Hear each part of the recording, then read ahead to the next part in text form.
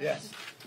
On vaccines again, there was a meeting or an event with some GOP members earlier this morning advocating their constituents take the vaccine.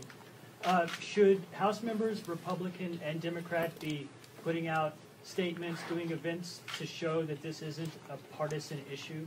Well, I think when members first got the vaccine, that's what they were doing and showing. I mean, I believe that's continuing to be going forward. More information should be provided because at this moment in time, I think anyone that wants a vaccine should be able to get it. But I think the aspect to it, many times, if people have questions about it, let's answer the questions. Let's not say, oh, you can't put any information out.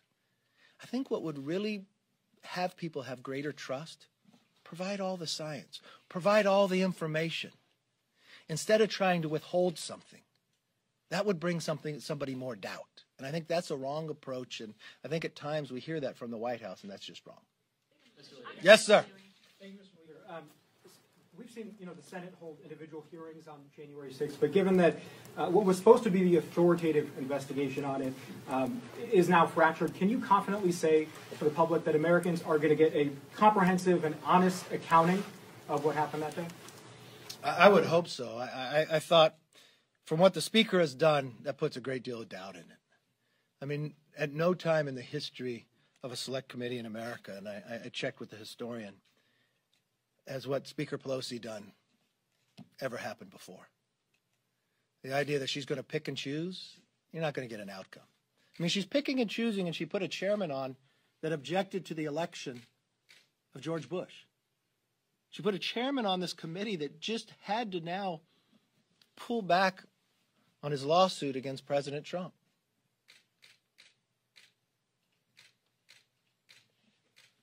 And she questions having Jim Banks, a naval officer who served in Afghanistan,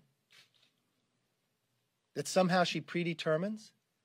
I mean, it doesn't matter today what she does with that committee because it's not going to change the outcome of what it seems like a predetermined or already written report. And at the same time that she played politics with this for 6 months, the Senate acted. The FBI has investigated. And the architect of the Capitol has $10 million. What really comes down to is there are two questions. Why were we so ill prepared? If you read the Senate report, you know they knew at December 14th. Why were we so ill prepared? Second is, you got to make sure it never happens or has the ability to happen again. In that meantime, since that January, we have lost Officer Evans on Good Friday.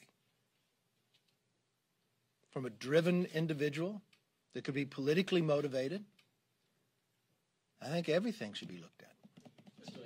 Yes.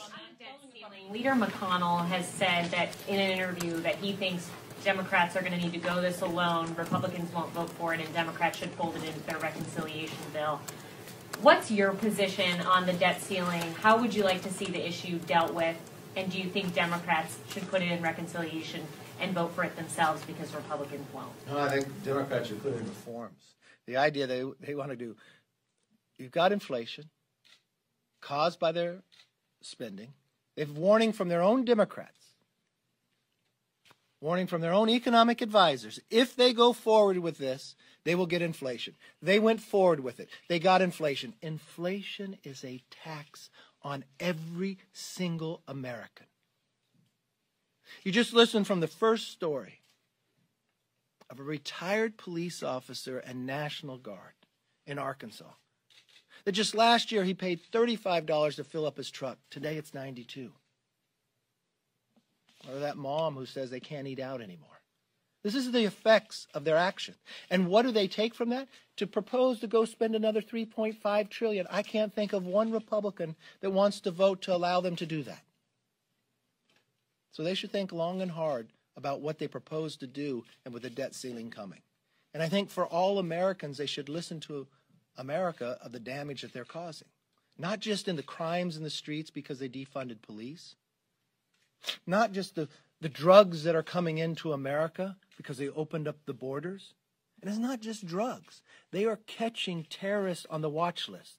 These are not These are not the senators on the other side that they believe are terrorists. These are actual terrorists from Yemen that are on the watch list that are coming across this border.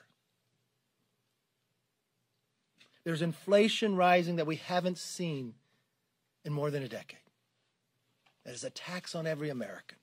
So when it comes to a debt ceiling, they should take it very serious, think it long and hard, and they ought to stop digging the hole that they are creating for America and change course. Thank you very much. Have a good weekend.